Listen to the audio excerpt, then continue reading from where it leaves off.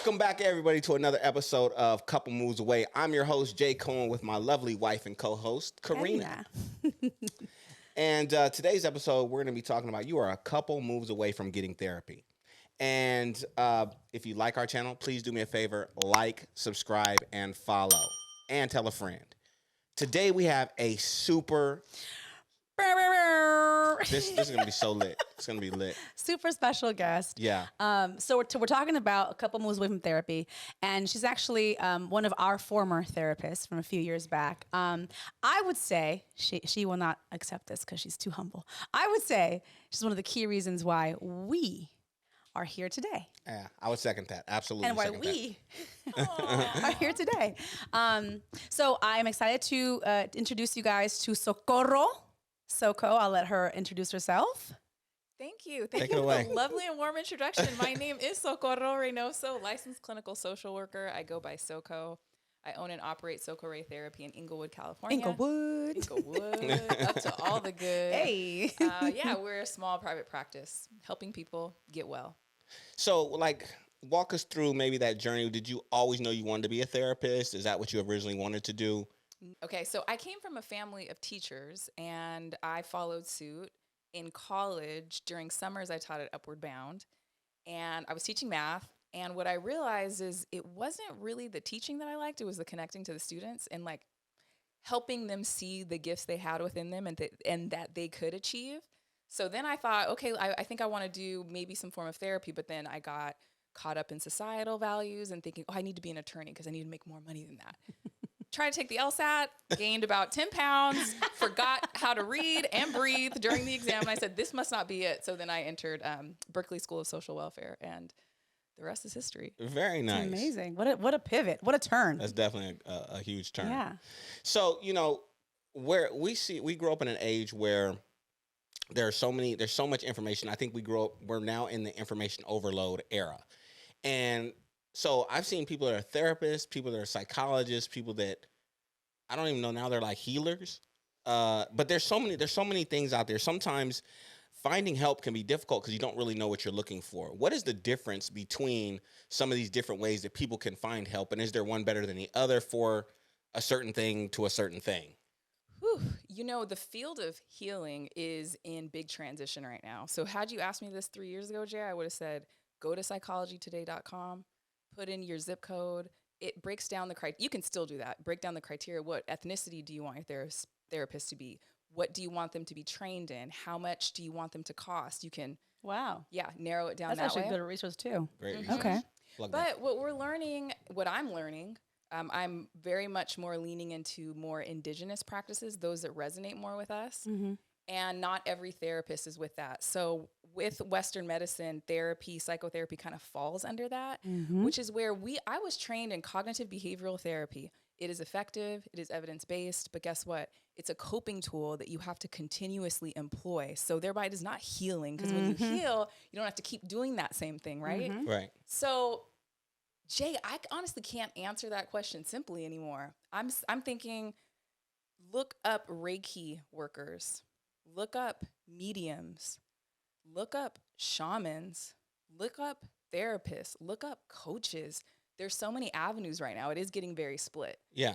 So I would say those are some immediate options that come to mind. But how do you know which one is for you? Like if I'm someone and I know I'm going through something, and I don't know who to talk to. And also, like for someone maybe more like me, myself, I'm way tapped into spirituality. I'm open to ancestral conversations and, like what do you call it? Metaphysics. Yeah, metaphysics, where somebody who's brand new, who's coming with, first of all, from our culture, who's like, that's for crazy people, that's for white people, we don't do that. How would they even get comfortable from going from a basic therapist to jumping into, let me go to a medium real quick? That just sounds like really out here. So like to Jay's point, is there like an entry, like a gateway into a gateway drug to therapy. into therapy, to healing? You know, finding a therapist is a good place to start. Mm-hmm. But, how do you know if it's a good therapist, right? And so what I want to say is listen to your body. your body will tell you whether to lean in or, run away. But the truth is too, we're so disembodied. We're so cut off from our bodies. I'm like, I can't tell that to people. So what I'll say is what Karina and I were just talking about. Finding a therapist is like dating. You go have the consult, see how that feels. If it doesn't feel good, don't book the session. If it feels good, book the session. If it doesn't feel good after you see the therapist, don't see them again. Or, maybe you're not sure. Try one more time. I say 3 times, you probably have a pretty good feel. What you want to do is have someone who's able to listen to you, hear you, not cut you off, offer you feedback, offer you homework. Those are some key things that stand out to me. I'm going to say for me, like when I first started my journey, I had to go into something because I was like required from, I guess like a... Oh, you was crazy. No, I knew you were going to say some dumb stuff like that. No, so I was going through... I was going through... The law made her go get help. I was being stalked at the time. I was in a dangerous situation. That'll make you crazy. It did. And so part of the court recommended that I go look for like some help for domestic violence, like support groups. So something you mentioned, just like start somewhere, call a therapist, start somewhere. I called a few. The resources in the LA County, they actually gave me like a 6-week program for free. I'm not gonna lie to you. I did not mesh with that lady, but I was committed to getting some help. So sometimes even like, it's not going to be a long fit, but you got to start somewhere. It's like the gym. You can't keep saying Monday, next Monday, Monday. At some point, if you want help or to change your routine, your lifestyle, you're going to have to just dive in and just figure it out from there. Like once you're in and you have exposure, to what that felt like, what that looked like, now you can fine tune the next relationship. Now you know what worked, what didn't work, what you're looking for. So that's always a thing. And it's like dating, and I think some people get put off by the fact that like even when they date, I met them, I didn't like them, I'm over it, I'm done, it's not for me. You didn't give it a chance. You tried one person. I was going to mention too that perhaps vulnerability is what keeps people from finding good therapists too, because if I'm with my girlfriend and I'm looking for a therapist and I ask her like, hey, have you ever had a therapist before? Do you have a therapist now? That is a great way to meet a therapist too. True. Really? Through word of mouth. Like I've recommended a few. Yeah. You've recommended quite a few. Yeah. But also I'm going to say this. So the first therapist I had was a white woman. The second was a white guy. I tried all of them. I'm like, I'm going to try. I need help. I don't care where it's coming from. Then I met this Chicana, also out of Inglewood, where I felt like she's the first person that saw me. Before I met you, it was another girl. I feel like what you said. I didn't go in there. I wasn't talked at. I wasn't questioned. It was more like, let me hear you and let me meet you wherever you are and figure out what you need from me at this time. Not like, so tell me about when you were 5. Like they're not starting or driving the vehicle. You're driving it and they're meeting you where you are. So finding someone that talks your language, like you see Soco, she's dope as fuck. Her therapy is called, what'd you call it? I had to change the tagline. You did? We're expanding. So okay. We used to be therapy, this chill AF. Yes. So even when I met you, you spoke my language. You're from LA. Your background, you're half black, half Mexican. You just, I spent most of my time not having to explain who I was or explain my culture because you understood it. So I could just dive into the shit. So that's also very important, finding people that look like you or vibe like you. And a lot of times, like, at least I'm gonna start speaking about from the male perspective. From the male perspective, a lot of my friends that have to go seek therapy, typically it's either they're about to go through a divorce. We don't really look for it until it's too late. You cheated, you went through a divorce, or something like that. Typically it's a divorce. That's typically what it is. Or it's like an ultimatum from the wife. It's a last ditch effort to go find help. So when you see these cases of people who walk in, I know that I've heard so many times men get put off because they're like, all she did was side with my wife the whole time. Do you think that that's perception, or do you think that that's genuinely exists, or? It could be both, Jay. I think it could really be both. Yeah. I mean, and depending on the entry point, because if it's sometimes in couples therapy, well, I guess I'm assuming that this woman already knew the therapist and said, go see her or him. Yeah. Then there might be like a slight bias. It takes a special therapist to be able to hold space for both with knowing one longer. Yeah. Yeah. I do think sometimes people are overly sensitive though. Yeah. Agreed. Yeah. So I also think sometimes that there's, I think sometimes people forget that therapists are humans too, Yeah, and they can project as well. that's true too. Absolutely. Yeah. Absolutely. We have to reel it in. And we like being checked too. I've done couples work before where one partner has told me, I'm like, thank you. Thank you for telling me that. I want to make sure I stand more in the middle. Tell me what I could do a little differently, a little better. Now, in that scenario, right? If you're a relationship or a couple out there who's kind of, in this space, like you have to go to therapy, we're not gonna, make it. I get it. But what is a better approach? Is it to both find a brand new therapist, or like Yeah, what would what's you the recommend best there? way to approach couples therapy? I do think that going in together with someone brand new to both of you is the best way. Why is that? Is it There's no bias. okay? I mean, well, there may always be bias, Right. right? Yeah. But there's There no shouldn't be. there's no bias, like historical bias, right? Right. Like I know her, I've already heard her complaints about him, so I'm already knowing what I'm. And up I think against. it's fair that way because he and her can kind of go, she's new to me. I don't know her. I don't know her. So Yeah. but even if there wasn't bias, you can create a narrative in your head. Well, there's got to be, they're backing each other up. You know what I'm saying? So Very that well, makes sense. Very well, yes, could still happen. Yeah. So I mean, a lot of times, like in our culture, we talked, husband, wife, male, female, but I think it's also like a cultural thing, right? Like in African American community, if you tell somebody, my dad is here. We're having a celebration. My father's here. I still remember when I was like, "Yeah, Dad, I'm seeing a therapist." And he's like, "You okay, son? Everything all right?" And I was like, "Yeah." And he was like, I thought you was done with all that." And I was like, "I am, but I'm just going because I like going to therapy." And so my point in that was there's a huge stigmatism behind therapy in our communities, in the African American culture, in the Latino culture. Where do you think that? Because here's the thing. I think if you go back and look at old movies, you see white people talking about it all the time. All the time. I talk to my therapist. It's very common. My shrink. Or even my 13-year-old, I have her in therapy. Like it's a very common thing. Yeah.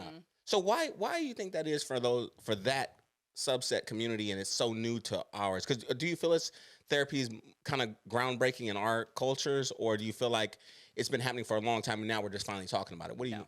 No, we haven't been using it. Uh-huh. That's what it is. And there's some history. I mean, namely, what is it?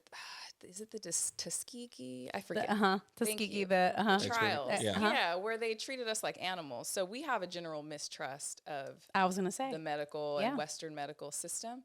And then I think that, well, right now, psychotherapists and psychologists, we occupy 3% of the space of healers in that realm. And Black people represent 13% of the population. So, it's very likely that Black people have gone to therapy or tried to, or been referred involuntarily because of child welfare, domestic violence, whatever, right? And they're sitting across from Carol, who's 52 from, I don't fucking know where. What? Give me, Yeah. give me Idaho, Palm Springs. some shit. I don't think. Yeah. Upland, California. Yeah. It's like, what do you know about my story? Yeah. Like Yeah. I'm a 25-year-old Black male, but I was molested when I was 7. And Yeah. then again, right? Like, you don't get this. And I saw my dad shot. Like, Yeah. you don't understand me. Yeah. Yeah. So I think that might have something to do with it. That has a lot to do with it. I think it's a mistrust. We've not because there's no good reason. We don't trust the medical field or, white people. Let's just call it what it is, Mhm. And I think because like you mentioned, for years, that's a normal way of healing for them or a normal way of practice for them. It's like going to the gym for them. For us, we don't trust that. Because what are you going to, you're going to brainwash me. You're going to hypnotize me and you're going to do something to me. Yeah. We really have this like fear of them helping us, So when we come across people like you who represent us, who, kind of get it, I felt way more open. Yeah, we're also growing a lot too. I know I've seen a lot, especially African American women jumping into the field. A now. lot. Oh, yeah. There's Yeah. plenty of us. Yeah. And I'm grateful for that. Over the last 5 years, I've seen a wide range of representation in the healing or therapy space. A lot of queer support, a lot of just cultural, like even Indian, like Yep. it just is definitely opening up. It's becoming more normal, and it's necessary. We need to see us in other people so we can trust to open up. Yeah. And then I think that there's, on my side, I am more likely to see you less as troubled and more as like a superstar waiting to burgeon, right? Like that, I see my people as, I understand the systems that have been pressuring you and keeping you down, right? So I'm not here to tell you you're sick. I'm here to tell you this shit is sick. You're in it. So, I think the difference between what you're talking about, Jay, the Black people who are like scared to come, and white people who've been using it for years, is white people, and many of us now are starting to understand, this is not because I'm sick. This is because I want to discover who I am. I want to live authentically. I want to break up with all these societal norms that are keeping me sick. So just like two different ways of looking at it too. That's a great perspective.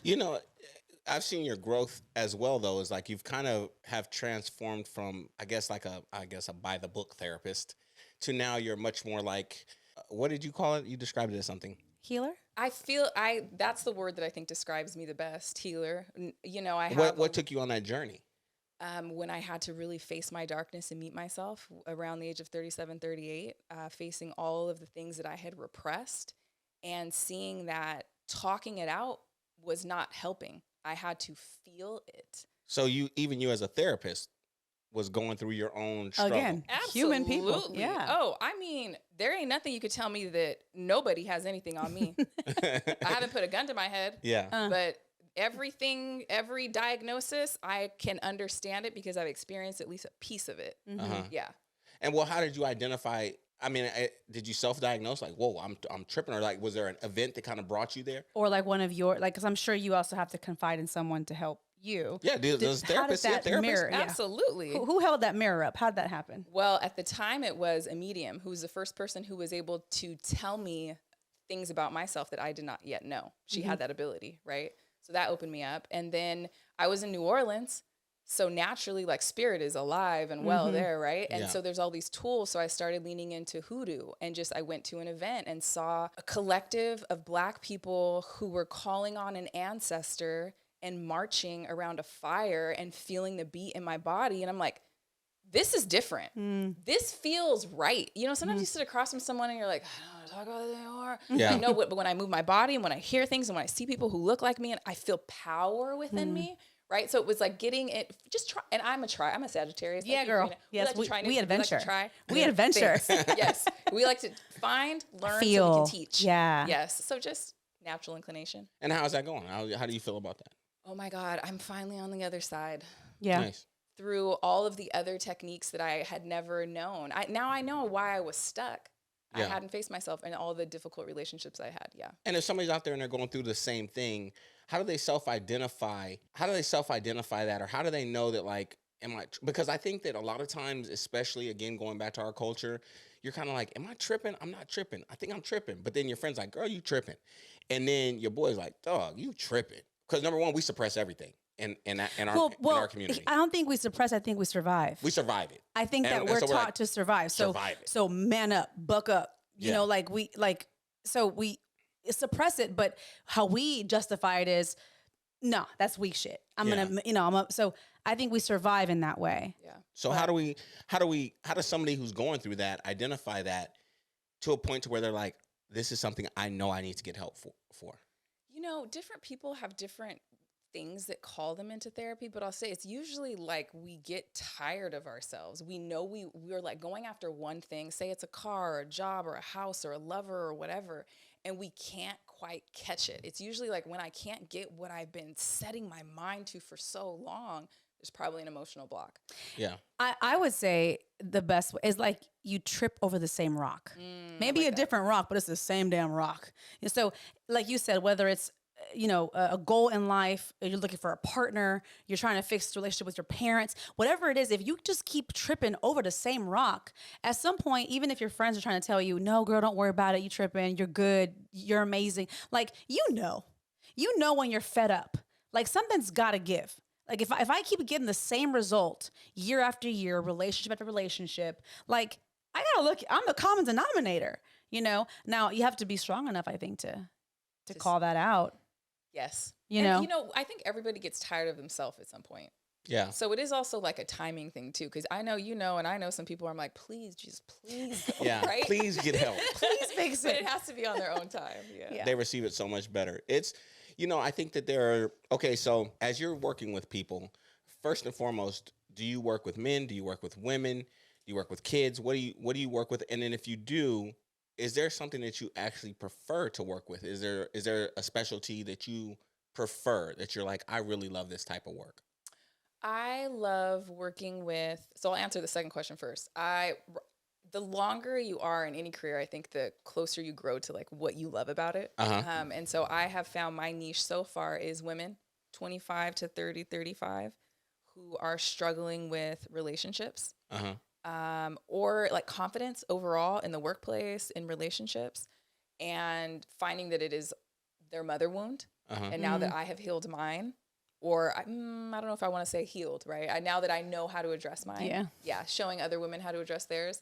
I also love working with people who resemble like a family member for me. So dads who overwork and are trying to establish connection with their daughters, because I know that. Yeah. Men who are players and are finally setting that down and ready to do the emotional work. I love that. I'm like, yes, come please, because my uncles, right? Like, yeah. So if I have a heart for you, yes. That's awesome. That's awesome. That's actually a great way of saying As you're that. working with people, I remember, and I don't know what you can or can't speak about, so don't speak about anything you can't speak about. But I remember when I first started working with you, I remember I was having a session and I was very emotional about it. And I was like, man, you know, I just can't lose my wife, blah, blah, blah, blah. At the time, she was my girlfriend. And you were like, you guys are going to be fine. How did you know? How do you know? Hold on, back up. I'm trying to, on the way here, I was like, wait, who did I know? Who did I meet first? Me. You. Her. Yeah. Then you. Yeah. And together. Okay. How did I know that? You, Jay, there's certain men who you could just tell, oh, he understands that he has to put in work and he's committed. Okay. I could tell that you had a level of commitment to the relationship. And then, I had the advantage of also having Karina's side too. Yeah. And knowing that Karina was invested. Yeah. So you can feel it. I only work with couples who I know are both invested. If not, like, don't fucking waste my time. Yeah. Yeah. So it was because, and I don't even remember saying that. I'm glad I said that. Yeah. I just knew you can feel that two people really want this to work. That's a relationship. But do you find yourself in rooms where you're trying to fix it and you're like, this is not going to work? I know there are many times I don't And say do you say it? You don't. I'm never going to lie to a client. But You tell them this doesn't work? Do I say that this won't work? Yeah. Not explicitly. Not in those words. Not explicitly, but I do get real. I don't want to take people's money. I don't like sitting across from people just talking. That's not fun for me. So I think there has been a couple where I have said, like, if you guys aren't willing to do, because I assign homework.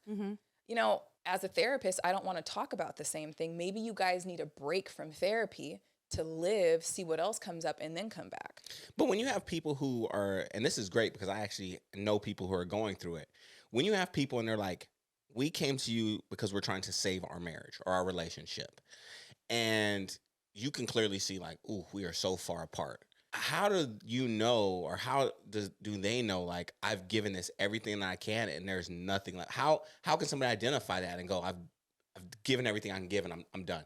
They usually don't do that in couples. They usually have those Individual. revelations individually. So if I see like this shit is about to go south, that's when I'm like, y'all need to go talk to your own therapist to get some clarity on yourself first. And then it usually happens. That's a big Karina thing. Karina's always talking about that. Mm-hmm. Yeah. That's me. That's a big, Karina's like, fix you. Yes. And then you'll fix Correct. Yeah. y'all. Because the reality of it is he can't make me happy. I mean, you do. But I'm saying I don't say what you're talking about, girl. he does. What I'm Couple saying moves is, away. I want y'all to see y'all. It's the last couple of weeks, my wife been trying to play me. You remember, That's not Matt? She called me true. broke last week.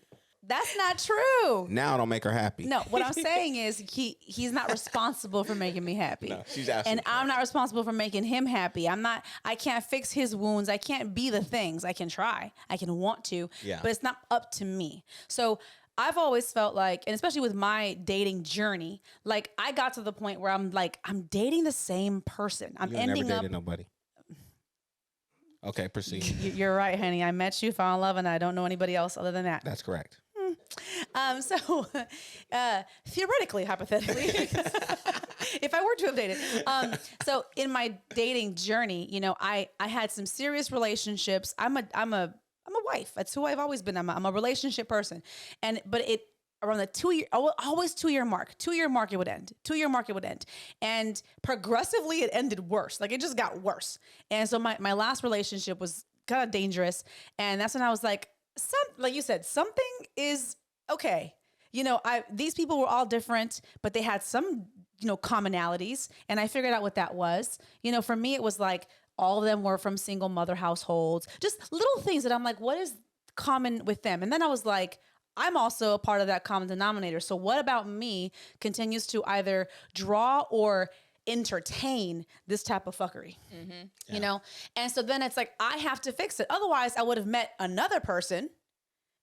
Why you pointing at me? Well, I'm just another person. Shit, I'm saying Matt, that's two. Another person who could have ended the same way. But before I met Jay, you know, I had taken a time off for a year from dating. I'm talking about, don't even invite me to no damn Starbucks coffee. I'm not available for juice. I'm not available for nothing. I wanted to date myself, and I went to therapy. So then when I met, you know, Jay, every relationship is different. Every two people, even though I feel like I'm aligned and I had done some of the work, you know, you can shoot free throws all damn day and you get good at that. But when it's game time, you're across a different opponent, and they have different skill sets and they have different, you know, tricks and things. So you kind of have to learn to work with them or play with them. So that's kind of how, you know, working with Jay, I was more assertive as to who I was and what I wanted, what I would and wouldn't take. But I also knew I had to learn his language and figure out, you know, him. So then we ended up, you know, at some point. So I'm glad you brought something up, because I have this thing that I'm glad I have a professional here. There's a professional. Oh, Dios mío. So we're going to get a professional opinion. I don't know. It's Friday after 5, Jay. Right. And she does have a clear glass over there. So you were talking about consistently, you know, tripping over the same rock and starting to see patterns, right? So there are and I'm not even going to say women, which is what I want to say, but there is social media bitterness, right? You'll see the social media bitterness. Oh, dudes ain't shit. Women ain't shit. These girls ain't out here ain't about nothing, right?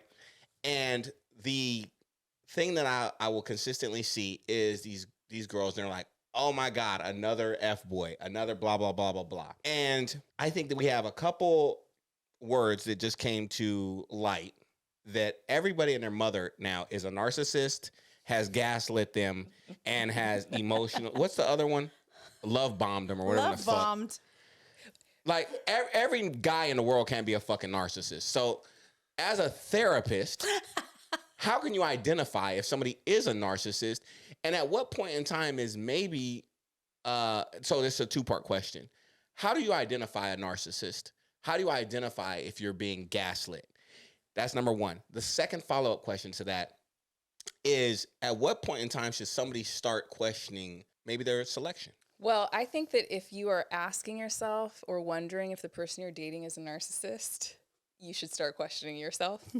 It's too hard for me to say this is what you should look to see. Well, there's like, you guys can Google it. There's an actual list. Yeah, but the problem with that is I think everybody has a little bit of narcissism in them. That's true. I agree. Thank you for saying that. And I that's agree. when I was saying, like, I exist in every diagnosis. We are all on every spectrum. Yeah. We all have ego. We all have, we have all the things. All of that. Yeah. Yeah. I think that if you have the question about whether or not someone is a narcissist, you should probably go talk to someone. That's what I think. To learn. You're the narcissist. You heard the therapist. Well, to learn why you care.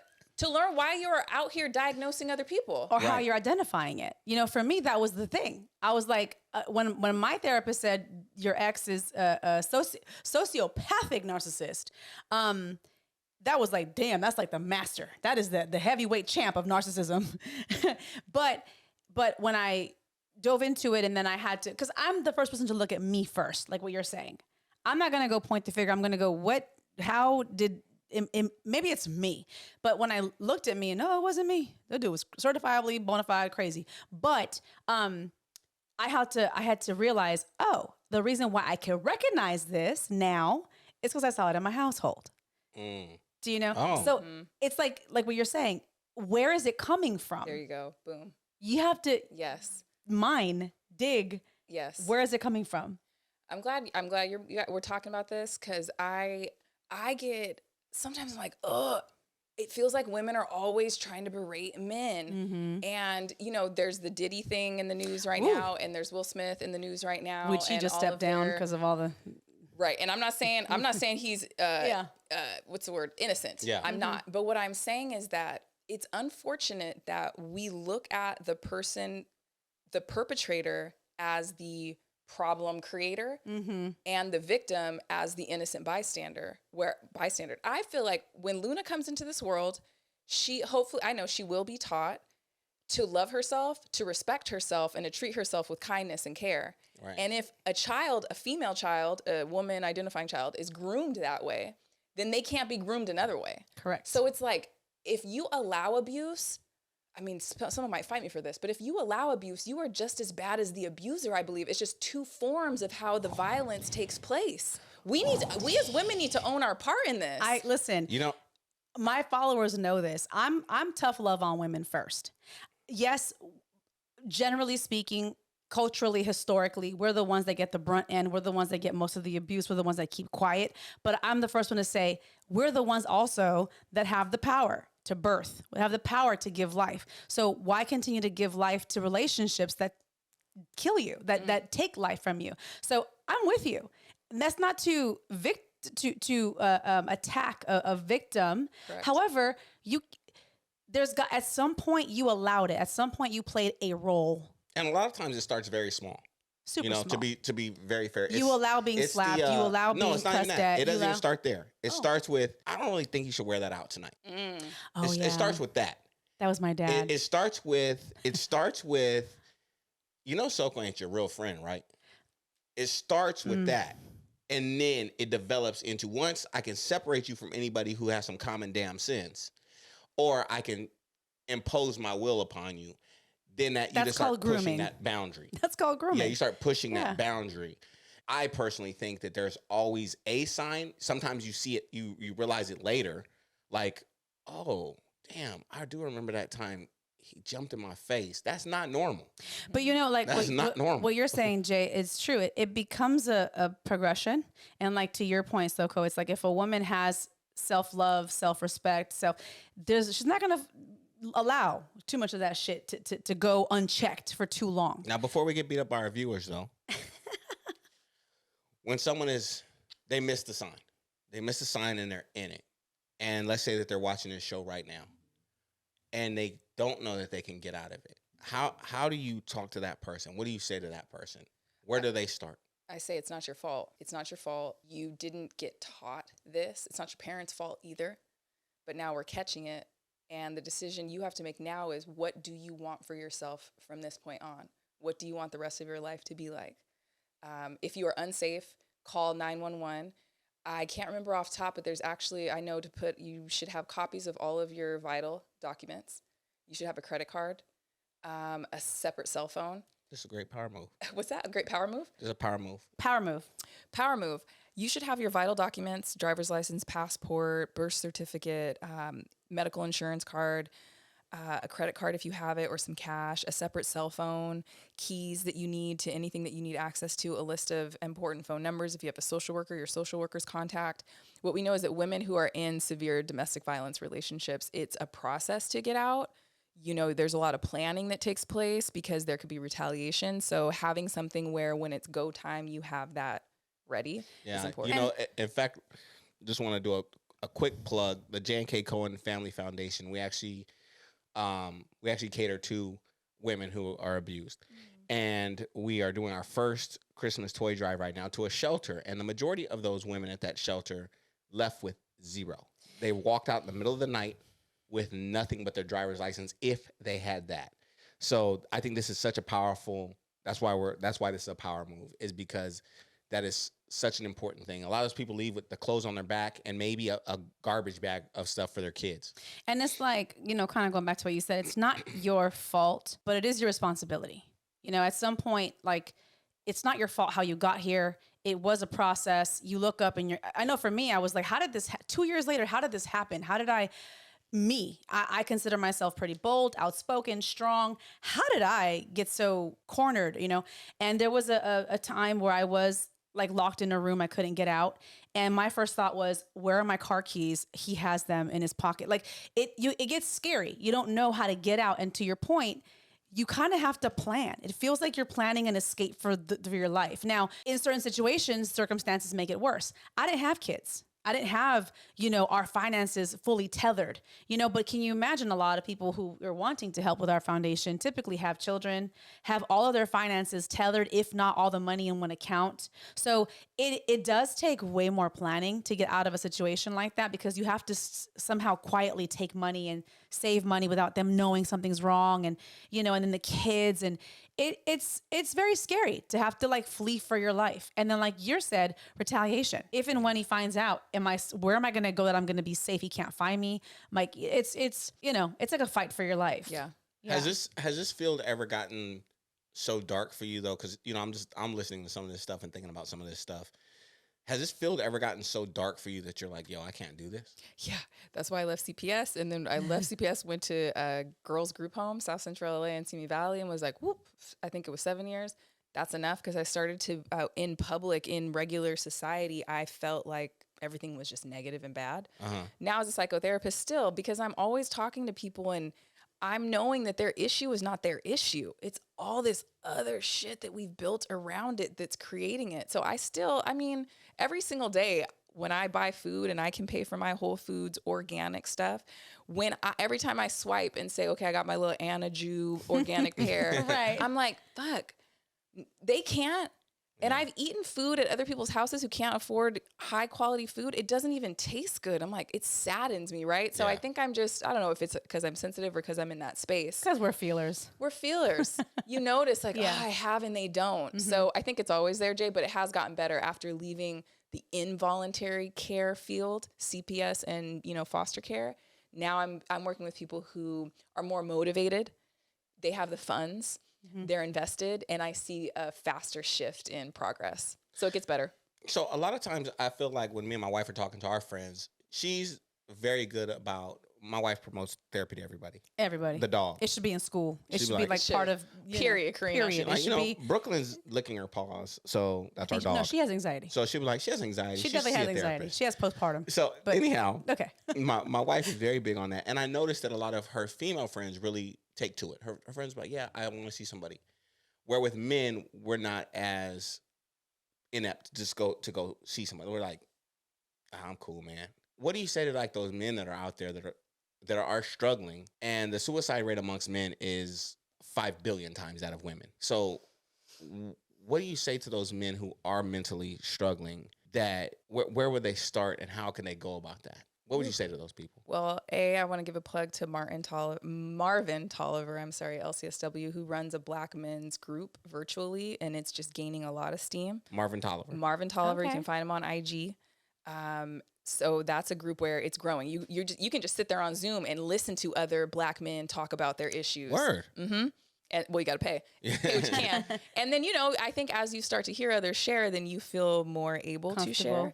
One Christmas, like 3 years ago, I had my nephews, my brother, my cousins, all the men. I had them sit in a room and I walked them through a guided visualization. And they were all like, whoa, that's what therapy's like. Yeah. So I guess magically popping upon that. I think though, Jay, I was, I'm like, why is it?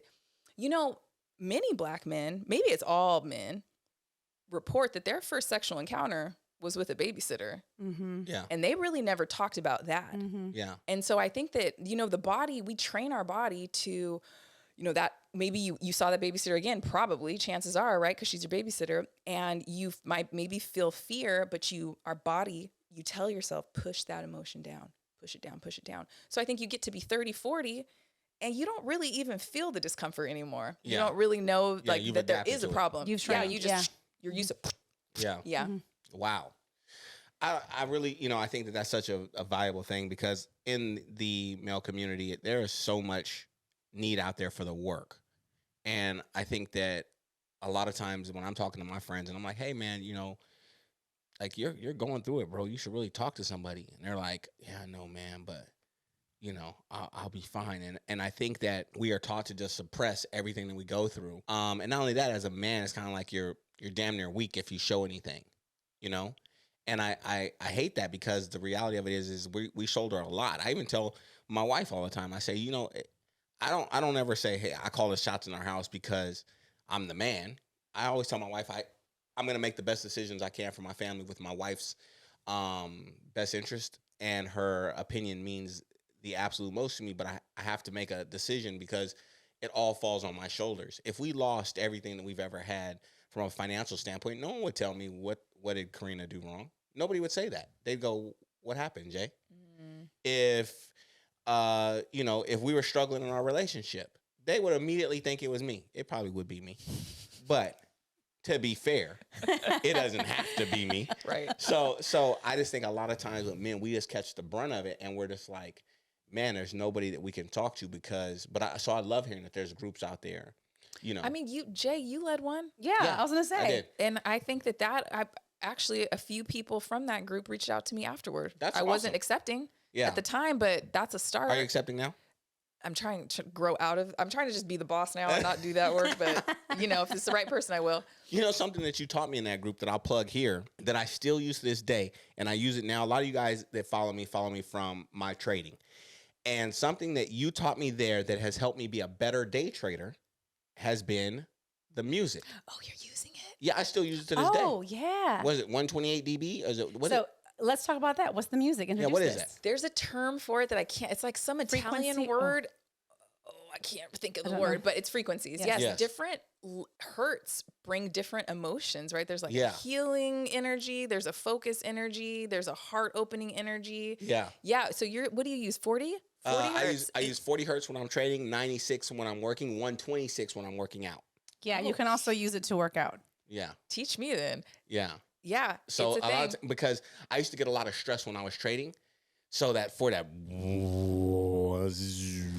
You can literally YouTube this or go on Pandora and just put like Hertz, Hertz Hertz. Yeah. And you'll get to, and you can see like relaxation frequency or high productivity. And so you're the one that introduced that to us. I didn't know you're still using it. Yeah, I still use it when I trade. I use it when I'm going through an audit. When I'm going through, yes, because it's just like I have ADHD, number one. Yeah. But number two, like it's stressful. It's like a lot of meticulous stuff. You have to be like tuned into the computer. So like hearing this, like he said, these weird like frequency wave things, it kind of does something, and I can just lock in quicker. It's actually it's your body. Yeah. The sound and the frequency hits your body, Kind of right? So vibrates. probably there's probably times during your lives or during certain days where you have that frequency already just naturally and you're in your own zone. But yeah, if you don't have it, it supplies it. It brings you to that space. Do you still use it now? Oh yeah, all the time. All the time. So what is something that you do now that you're like, man, I wish I'd have known this from a mental health standpoint? What is an exercise or something that you do now that you're like game changer? Everyone should do it. I fucking got it. Game. She was ready. Yes, it's the thing that's transformed my life. It's actually feeling my feelings, embodiment. Okay. I currently am working with an embodiment coach. Oh my God, he actually is in Texas. Hey. Well, Okay. shout out to him. Yeah. He has me talk to him about like a normal therapy session, right? Well, how have things been? And I talk, and he on the phone, he can pick up on breath cues. He can tell when there's an emotional charge behind words, and he has me pause. And I lay on my back. This is my choice. I lay on my back, eyes closed, and he's like, "Hold on. What's there?" And then and then we stop. It's somatic work, so I stop and I close my eyes, and I just ask my body, "Where is that? What is that?" And the body will signal to you. It's crazy. The body will signal. So I'll share one experience I had. Shame. Okay. Shame. I think if you're black or brown, you probably have some shame. Oh issues. yeah, especially if you're Catholic. Okay. Okay. Don't be a black and Mexican Catholic. You got all three. It's a whole different episode. That's the trifecta of shame. So he asked me to stop and feel it. And I stopped in my body, and I felt like a tingling sensation across my pelvic area. And it felt like, it was like a gold, your mind, this is so amazing. My mind told me it was like a mustard colored shield that came in and just wanted to like protect me. And I felt it, and I could feel my body want to resist. My body was like, no, like, we don't want to feel that. But I was like, no, we're with a coach. We can allow it. And he reminded me, and now I remind myself with these emotions, like, it's safe. That's all your body needs to know. It's safe, because the first time your body felt that emotion, it wasn't safe. Right. Which is why you never want to feel it again. But if you create the container and you feel it, then what happens is you become comfortable with it. You're like, shame doesn't run me anymore. So now now I know shame does this. I know fear does this. I can identify in my body what emotion means what. I'm not scared of it. And it's so crazy. I was telling my girlfriend, I'm like, yo, I've been walking around my house, and I could literally feel the emotion want to come up, and I can feel myself want to rely on my old tendency to push it down. And I'm like, no, not anymore.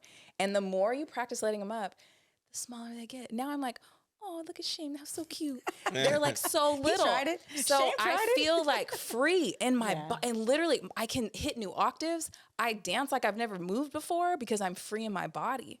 Wow. So how does somebody start that kind of work? Do you have to find a professional or? So you can look for a therapist who specializes in somatics, Okay. or you can look at Tony Chavira, Okay. AMFT, Okay. who's an embodiment coach, Uh-huh. and he can help you. He doesn't use his AMFT in the coaching. He uses that separately, but incredible. But Okay. even that, like, that's amazing because it's true. Like when you're 3, 4, 5, 7 years old and things have happened to you, you cannot fully articulate it or verbalize it, but you'll feel it. And like you said, you'll hold it. Like I learned later, I was going through a massage, and this guy, weirdest thing was, it's gonna sound funny, massaging my armpits, and that shit, it didn't hurt, but I was crying. Like I know, Jay. I see he looks at me like I'm some kind of hippie. Listen, the She's a guy, hippie. It's a thing, Jay. It's The a body is thing. connected to the emotions. and it was like an They're both earth involuntary. pounders. It was like an involuntary, like one of those, like one of those A kind real of cry, cry. girl. So our body holds a lot. Well, look, okay, so this one is a hard one when they get in there. Yeah. But check it out. I learned this too, that the chakra, right? This is all loss, abandonment, rejection, fear, not fear, fear is here. And we naturally protect this way, which is why this is tight.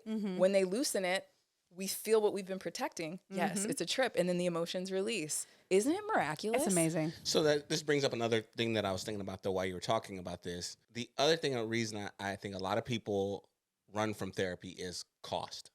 How can somebody get help who doesn't have the financial means? So there is Open Path Collective. They offer therapy between, I want to say it's $30 and $70 sessions, which is pretty affordable.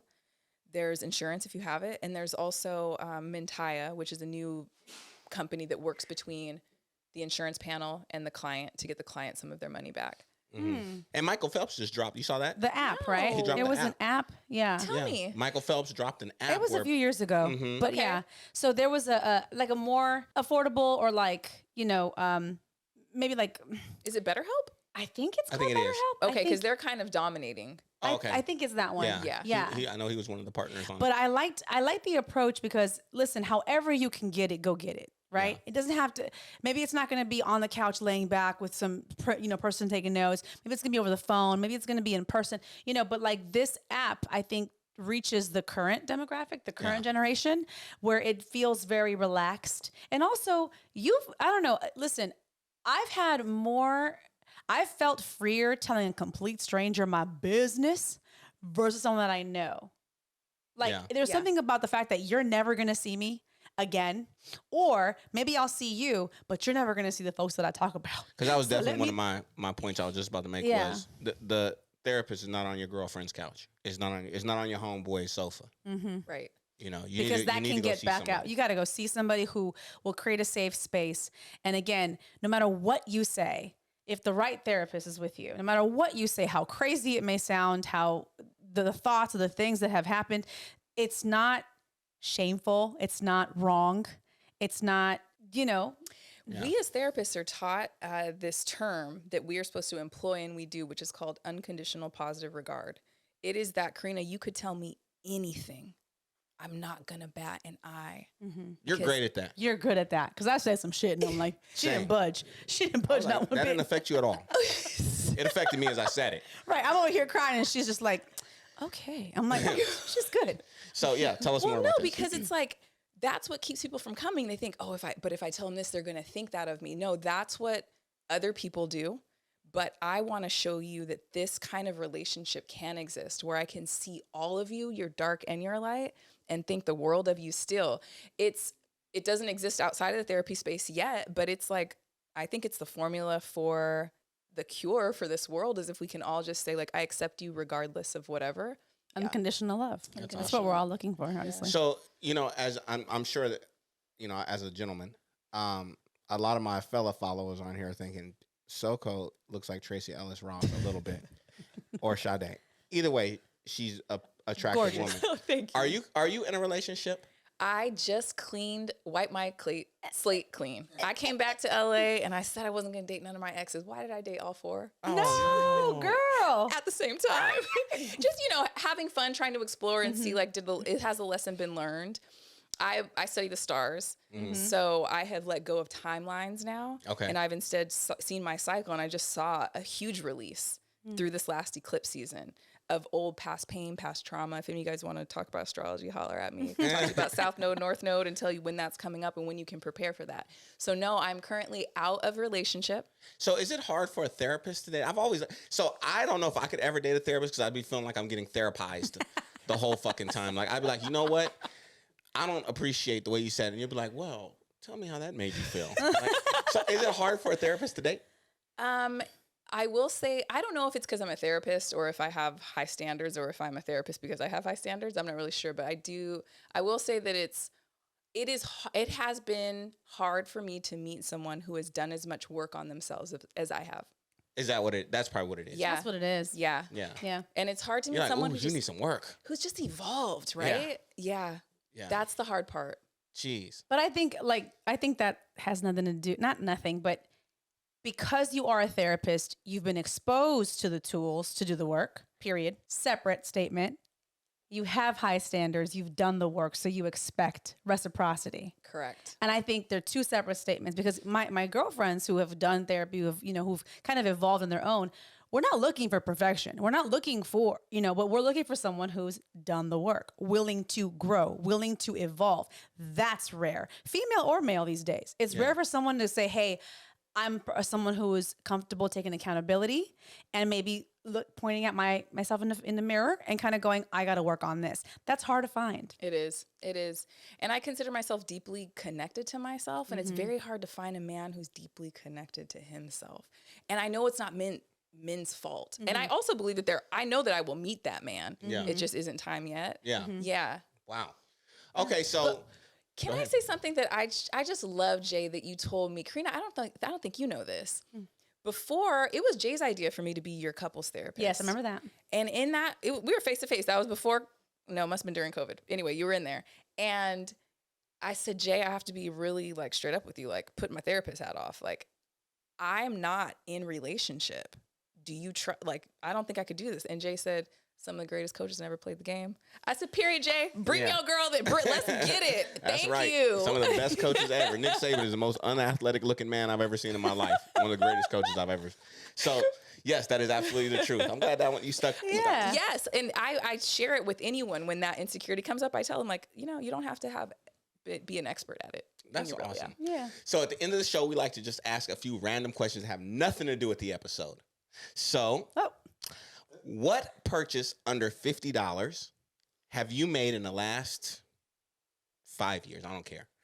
That you think everyone should own? Ooh, Jay. Ooh, just got it this year. Okay. A mood lamp A for mood my lamp. One of those old school joints? Not a lava lamp. That would be fly too. I mean, if they could do a combo. I'm talking about for seasonal affective disorder. Okay. During when we set the clock back and the sun sets early, I am prone to depression. And so I need sunlight. I thrive in sunlight. I need sun all day and night. Yeah. You too? Yes. Amazon, I just bought this mood lamp. It has 3 different shades and different levels of brightness, and it mimics the sun. Oh, wow. So typically during the season, and I mean, okay, look, hold on, let me back up, because during the winter, we are supposed to slow down, but some of us don't know how to do that. No, we don't know how to do that, girl. It's not my I'm DNA. an entrepreneur. Ain't no slow DNA. down, right? We're going to get backed up. It gives me energy. I can go till 9 p.m. with a clear mind. So that, I'll say mood lamp. Okay. That's good. You have one? Nuh-uh. Okay. You're packing on a road trip. You can only bring 5 items. What 5 items are going to be in your bag? And I'm talking about everything from chapstick to a hunting rifle. What 5 items is going in your bag? I'm going camping? You're just going on a road trip. You don't know what you're going to encounter. So, and you don't even know where you're going. You don't know if you're going to go through the mountains. You don't know if you're going to go through the snow. You don't know. But you only get 5 items. Look at that. Well, okay, I have my first starter gun. I'd bring my gun. Okay. I'd bring chapstick. I'm glad you said that. I have to have my chapstick. I do. Them you see it right there. Chap lips can feel like death. Seriously. gun, chapstick, water, I was gonna say, yo. Water. spring water, lots of it, Spring water. nuts. Why spring water? You get your nutrients and your hydration. I told you guys she's one of those hippies. Organic nuts. What's the fifth thing? A blanket. A blanket. Yeah. Krina, what would you take on your 5? Damn. Water. Yeah. Music. Music. My gun. Both y'all are from the hood. You mentioned it. Never know. Shit, you I never said know. a hunting rifle. They're like the strap. Gotta bring the Glock. I said music, water, gun. My dog. You bring your dog. I bring Hera. She Okay. protect me. Yeah, she would. Yeah, she'd protect me. You could eat her if you were. No. I mean, if it got real. She would want you to. Yeah. No, Krina's you gonna cry. She's an emotional wreck right now. That's why we got the tissues here. Don't do that. And you. And then what 5 things would you bring, Jay? Go. My wife. He wasn't even thinking about me till I said my husband. Oh, you tried it? What 5 things would I take on a road trip? Definitely music. A hunting rifle for survival. Listen, if I shoot it, it's gonna die, and I can. The Wow. same thing. Same thing. Same result. Yeah, let's see. Music, hunting rifle. I would bring something to start a fire. I would bring something to start a fire. I would bring tons of cash or gold. And It's got bricks of gold. Just you never You're know. former military. You have an advantage in answering this question. I forgot about that. Yeah. And 5th, my wife. Because if you don't say that, you're gonna get your ass kicked. he might All not. right. He might not survive if he doesn't say that. So you're into astrology really big. Yes. What so men don't know what the hell Gatorade or whatever the hell is, y'all. What is it? What is Honey, it? Retrograde? It's called retrograde. Gatorade. Get retrograde. Retro what is it? Retrograde? Yes. Retrograde or gay? Retrograde. Retrograde. Yeah. For the men out there that don't know what the hell y'all talking about when you're like, I'm in Venus. What do you know what that is, Matt? Venus. Not at all. So what the hell are y'all talking about when you're like, I'm sorry, I was so mean. I didn't get my Gatorade. What? Retrograde. Well, Mercury retrograde means that, it doesn't actually exist, but if you visually, it looks like the planet stops and moves backwards. It's an illusion. Okay. And in essence, what it does is it's a review. So there's periods throughout the year or days where we review certain aspects of our life, depending on where Mercury falls in your chart. You're like, I remember last week because I'm in review right now. Your ass didn't put the toilet seat down. No, but I love astrology. I'm using it right now in a course called Make Me Okay, Okay. because a lot of people don't know who they are because we've been socialized to be who we think we're supposed to be. And your birth chart, if you're open to it, could really tell you about yourself. So all these placements, the way you communicate, how you are in relationship, your purpose in life can actually be read through your chart. Yeah. Now, so I pull charts and I'll tell people data, and I always say, like, if it resonates, keep it. If it doesn't, let it go. But more often than not, all of it, they're like, oh shit, I never had words for that. Yeah. So it's a Wow. really helpful tool for self-discovery. Yeah. And for also just that timeline for being like, oh, it's just not my time. Okay. Yeah. Yeah, I think that's super important. This has been so much great information. Let people know where they can find you. Where can people find you at? You can find me at soco.rey, REY.therapy on Instagram, or socorey, SOCOREY.com. Wait, you're not your favorite therapist no more? No, I she changed that. This woman in Mississippi copyrighted or trademarked it. And I was like, What? girl, you got 300 followers. You knew I had this. Wait, she took it from you? Well, you know what? Hold on. Then that's your bad because you should have done it first. It is. You're right. You're absolutely right. The But business So gotta be right. no, let's go beat her ass. I learned my lesson. But Did she serve you like a cease and desist? No, she was on some BS too. She commented, please see, some shit. Article 14, She posted 16.2. herself videotaping that she got it trademarked and tagged me in it. I'm like, oh, you're on some coward shit? Got you. Yeah, yeah. So anyway, I scheduled a call with an attorney, and the attorney's like, honestly, your handle should be the name of your company anyway. It should all align. So. And so, okay, go back to So- what is it? Okay, thank you. I'm so sorry. So it's soco.ray.therapy on IG or socorey.com. Okay. And people who are looking to work with you, can anybody in the United States work with you? Do I have to be local? If you want psychotherapy from Socorro Therapy's practice, you have to live in California. if you want to work with me on astrology and self-discovery under the coaching program, you can go to makemeok.com and fill out information there. And I can guide, I call myself a guide, not a healer. I can guide you through whatever you're working through. That's awesome. Thank you. Listen, let me tell you guys something. Karina and I went through a very rough time, that was caused by me and shed a lot of light to things that were so much beyond that issue. It was a make or break period. It was. And it required a lot of work and a lot of crying and a lot of emotional moments, right? But I can truly say that as a man, I feel so much better. Leave the relationship aside. I feel so much better as a man for the work that I did while working with Soco. So I thank you for that. I just want to give you your roses publicly. There was so much that I didn't even realize. And I guess that I came into it with one thing, like, okay, I have to fix this. And then I was like, oh, wait, I need to fix the relationship I have with my family, with my son, with the way that I was a single father. And it was so much work that came out of that. And I didn't know that all that was going to come from that. So I thank you for that. But if there's other men out there, I can tell you that there are people out there who give a damn about you, who they want to hear you and see you, and they want to help you. So, I'll just speak from the male's perspective, and I'm sure Karina can give you guys her perspective on the female experience when dealing with a therapist. Well, for me, that's why I opened the show saying, if it wasn't for you, we wouldn't be here. But I've kind of always known that you're responsible for you. You have the power to shape your life however you want it to be shaped. And if it's not going in the way that you thought it should be, or the cards you were dealt, kind of have you in a circumstance, you get to a certain age where it's on you. You're just a couple moves away. You're a couple moves away. If it's not working for you, fix it. Deal with your shit, face it, and fix it. So I've gone through some relationships. I've been divorced, and that wasn't even the issue. The issue was my last relationship, where it was beyond toxic, and I'd never been in a dangerous situation before. And I was more angry at myself because I'm like, pendeja, like, babosa, like, how did I let myself get in here? And then it was anger, it was shame, it was guilt, and then it was trying to cover it because, like, I am this badass according to me.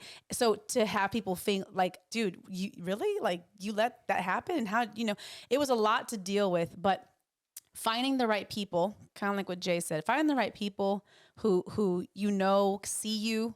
It's easy to talk to and can help you kind of like take apart this mess, unpack your shit, unpack it, fold it back neat. And it's very important. And like what Soco says, I've kind of said, in my own words, you got to feel it to heal it. You have to feel it to heal it. You have to sit in the shit to fix it. It's not pretty. Sit in the shit to fix it. Sit in the shit to fix it. I'm gonna start making shirts with that. In Mississippi, don't you trademark that. I'll beat your ass.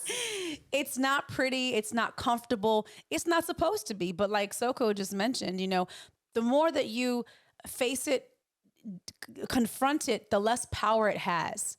And it become easier, and the pile gets smaller and smaller. So as a woman, I've always felt like if we're the ones that give life, literally, whether or not the man stayed, the man was abusive, the man died, you birthed a life. You're responsible for that life. I've always felt like women have, just how you say, I'm the man of the house, whatever happens in my house, it's on my shoulders. Well, I feel like the life I create is on my shoulders. Mm-hmm. And so our parents did the best that they could, and they gave us what they had to give us. And at some point, if I want to change the trajectory of my life or my children's life, I too have the power to make a shift.